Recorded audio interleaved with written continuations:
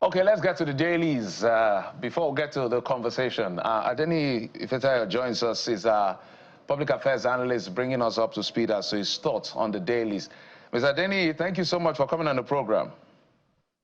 Thank you. It's my pleasure to join you once again. Okay, let's begin with this Nigeria. I like the way they put it. ADC storm over new coalition. ADC storm over new coalition. Kachuku raises dust over Mark's leadership. Wants to dispel story on crisis. Malami Amechi dubbed APC as Obi. El-Rufai others meet in Abuja. I don't have anything to add. What do you have to say, Mr. Adeni? Yes, of course. If they said they want to wrestle power from the present administration, and they said let's come together regardless of the party you belong to or your political affiliation, that we should need to put our house in order to give Nigeria a better alternative. I think if people come together, they can achieve their aim. And you remember even APC coming to power, they did the same thing, you know, with people who agree from this party, from that party, you know, they all came together. But this time around, I believe they should put a Nigerian welfare above their personal ambition. If they can do that, that's good. And my own worry is that also saying that you can't come through the, Kachuku saying that you can't come through the back door because you can't build something on nothing. And if you want to come, you come in and to support, to lend your voice, to give us that leadership, but not just to come and take over the party structure. I'm sure let's see what unfolds, let's see what happens as the day unfolds. It's going to get interesting leading to 2027 election. And just like you said, I was listening to you in the studio. Are they doing this as a big question? Some of their party, they're having one or two challenges or crises. But if they can put their house in order and say, let's support this particular candidate, it's not just all about me, whether it's about Peter El-Rufai or Peter Obi or Atiku or whatever. Let's bring out a vibrant candidate and give him all our support, or give her all our support. And that's when they can win Nigeria over, because these are the people that have been there since 1999, if I could remember. Interesting. And there's another one just at the bottom of the big story on the front page of this Nigeria, Mr. Adeni. 46 states, 117 local government areas creation requests before review committee. Is this should this form priority before the committees at the National Assembly, or do you agree that this is also a route to, you know, the destination where we're headed and where Nigerians are yearning for, actually, which would be a more equitable distribution of resources through to the, you know, smallest community in Nigeria? I wouldn't subscribe to creation of another 46 states, but if you say more local government, so that the grassroots can be the beneficiary of resources. And you know, even since the past local government autonomy, what has been happening? What is the percentage of those local governments out of 774 that have direct access to their monthly allocation? So I don't think it's now we should be agitating for more states, but if you say more local government, so that people can feel a sense of belonging and manage their resources locally, yes, I'm subscribed to that. But for this is more state, it's just a way of even the one that we have, the resources, have they properly been channeled, have they properly been used as Nigeria or their state or their citizens feeling the dividends of democracy or good governance in their respective states. So, of course, if it's going to favor them, I'm sure I stand to be corrected.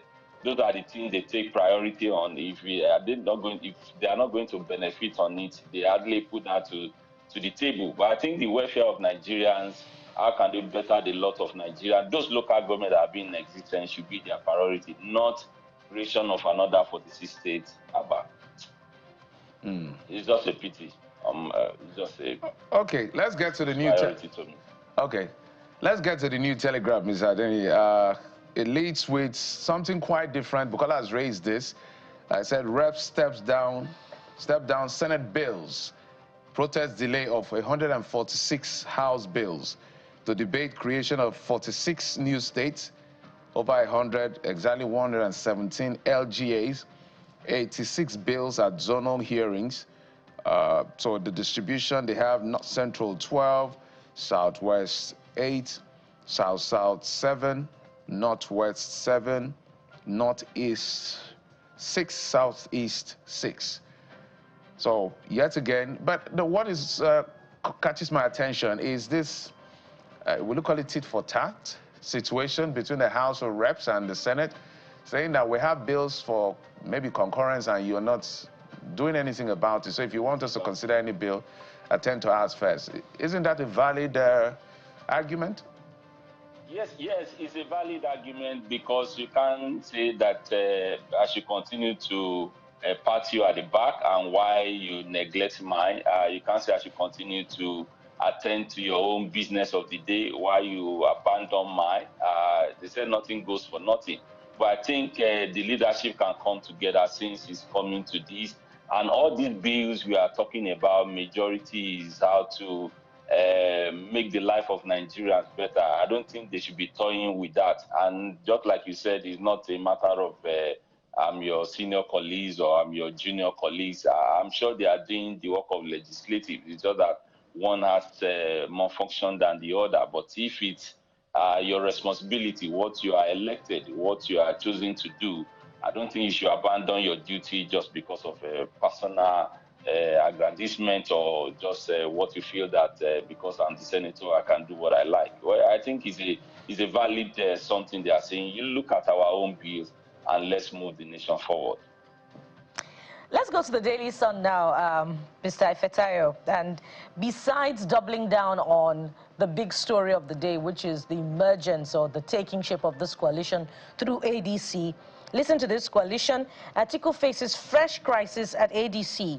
Faction rejects ex-VP Mark Aregbesola, others. Party not for sale. Nwosu scam them. That's ascribed to Kachiku. Do you foresee, Mr. Adini, litigations in the path of the coalition in the coming days? Or is it going to be a walk in the park as they continue to use this SPV to field the ambition of rescue Nigeria? It's not going to be a walk in the park. There will be a lot of litigation, and because the way they came in and just took over the party structure, if we are to be that, okay, we want to form a coalition, you are from PDP, you are from APC, or from this party or that party, let's come up with a name and register it. That might be better for them. But just come into a party, hijack the whole structure, that's what has been the case. Even in some states, when we see that maybe a political figure join another political party, it's going to be a tough one because, like they said, you can't just come in through the back door and just take over the structure. If you're a tenant, remain a tenant before you build your own house.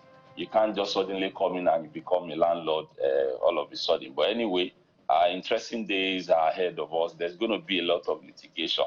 But hopefully they can just put their house in order if they have the interests of Nigeria at heart. All right, I think the Vanguard is also leading with a big one as well. The argument as to the people in the coalition is that if you look at INEC's website, for instance, Rafun Nwosu and his team are still the leadership, are still in the leadership of the ADC. So I listened to Dumebi Kachiku talking about it yesterday, and maybe INEC will make a decision. But the coming days are quite interesting. I think we've spoken a lot about this coalition, which is a bigger story. But beyond that, just beneath it, we have hunger, inflation, fueling insecurity. Methodist prelate tells Tinubu.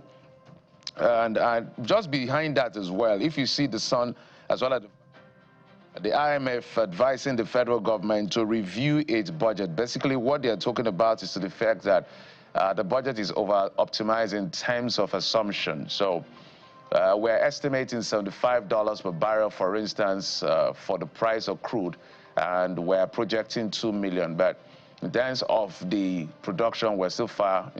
That is crude oil, not condensate and crude oil. Just the little reprieve we had was the Iran-Israel war, where we were hitting almost 80.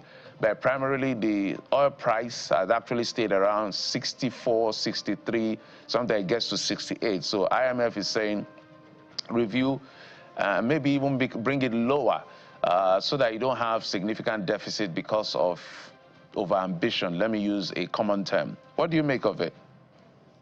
Yeah, let me start with hunger and inflation, fuel insecurity. They said an hungry soul is an angry soul. You understand? So when people are not having their basics, they tends to be manipulated or to take law into their hands.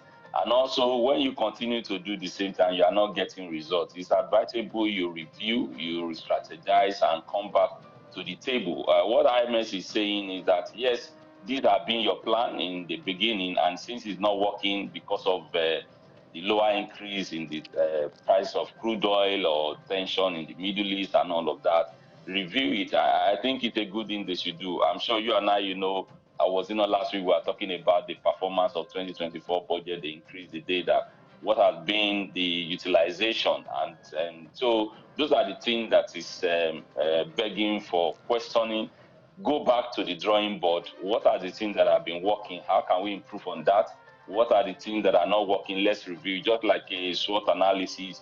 What have been our strengths? What are the opportunities? Just to make sure Nigerians have a better life and they can afford the basics. It is a good one if federal government can, humble themselves and review whatever policy that they are doing, the one that is working, the one that's not working, the one that Nigeria needs. Because as our physics are different, so also our needs. They are comfortable, but Nigeria are feeling the pain. So they should listen to the voice of Nigeria. And IMF saying that review your budget, change whatever that needs to be changed, and so that the nation can continue to move on the forward or progress trajectory.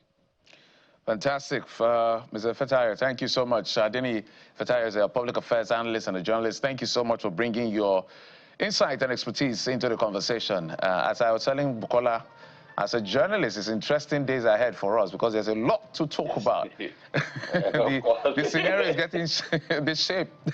But now we'll just stay with the politics. We'll get to issues around ideology and policies later. Thank you, sir, for coming on the program. Thank you. It's my pleasure to be here once again.